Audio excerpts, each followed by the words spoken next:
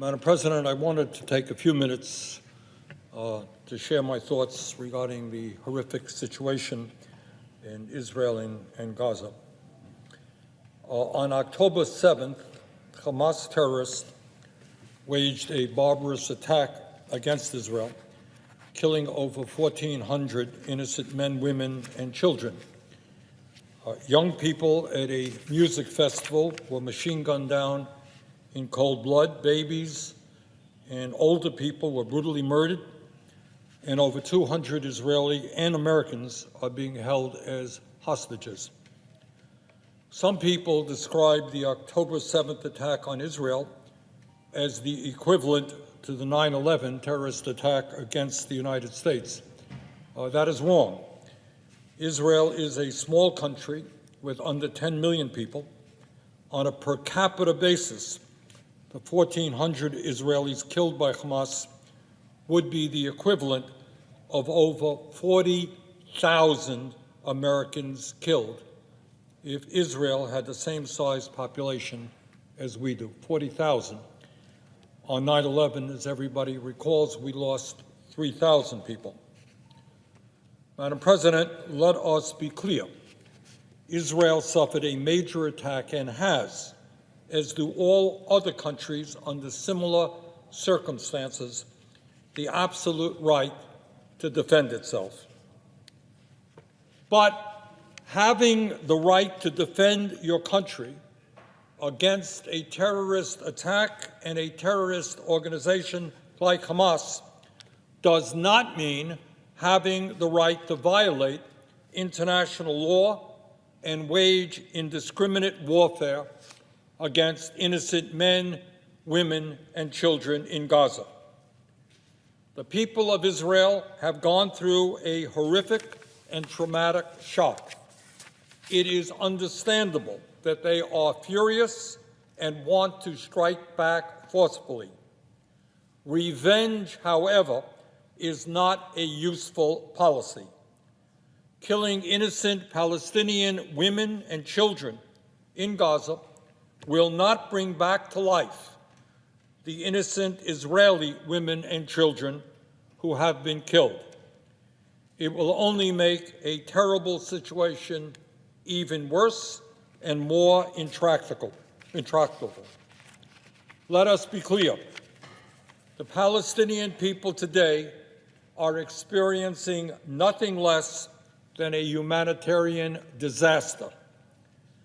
Thousands are already dead, including many children, perhaps thousands of children, and far more have been wounded. Hundreds of thousands have been forced out of their homes.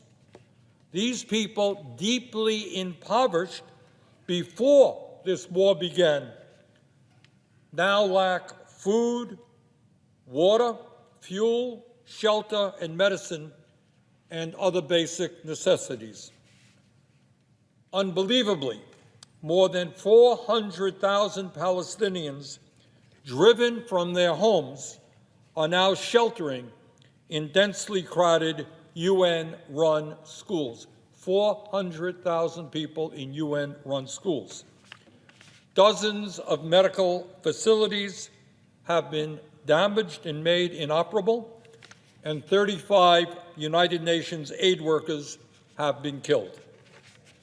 The aid trickling into Gaza is just a fraction, small amount of what is needed. In a few days, hospitals will run out of fuel, and ventilators and incubators will shut off. This is a desperate, desperate humanitarian crisis. I echo Senator Blinken's call for the immediate release of all hostages and for a humanitarian pause by all parties. A pause is essential for the protection of civilians as required by the laws of war, as well as for the provision of robust supplies of food, water, and medical aid to address the growing humanitarian catastrophe. I know that Senator Merkley and others are working hard to gain support here in the Senate for that position, and I agree with it. Israel suffered a terrible attack, but the response must be carefully thought through and be carried out in line with international law. When the United States was attacked on 9/11, we allowed anger and rage to drive our response. This resulted in making grave mistakes in terms of the wars in Afghanistan and Iraq, which cost us thousands of members of the U.S. military and, in fact, the lives of hundreds of thousands of innocent people in those countries. Israel has a right to defend itself and go after Hamas.